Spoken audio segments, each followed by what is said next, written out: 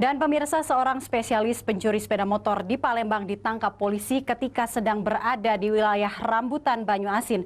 Penangkapan pelaku cukup dramatis karena berusaha melawan petugas. Selamat. Sorry, Komandan. Video amatir ini merekam proses penangkapan terhadap pelaku Juli Haris di kawasan Rambutan, Banyuasin, Jumat kemarin. Dalam penangkapan ini, petugas terpaksa melumpuhkan pelaku dengan timah panas lantaran melawan saat akan ditangkap. Dari tangan pelaku, petugas mengamankan kunci letter T yang biasa digunakan pelaku untuk melakukan pencurian motor sebanyak 36 kali. Modus yang dilakukan pelaku saat menjalankan aksinya dengan cara merusak kunci kontak motor korban yang sedang terparkir di halaman minimarket saat para korban sedang berbelanja.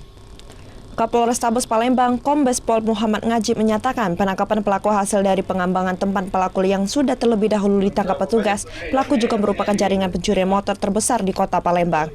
Dari hasil penyelidikan, pelaku memiliki catatan aksi kejahatan sebanyak 36 TKP pencurian sepeda motor. Yang jaringan yang lalu yang sudah kita ungkap, ada di antara nama inisial S, kemudian kita kembangkan lagi terhadap salah satu pelaku ini inisial J. Dan dari yang bersangkutan kita ungkap ada 36 TKP. Modusnya sama ya? Modusnya sama, melakukan pengerusakan dan juga melakukan. Atas perbuatannya, pelaku dijerat pasal 363 KUHP dengan ancaman 5 tahun kurungan penjara. Dari Palembang, Muhammad David, iNews melaporkan.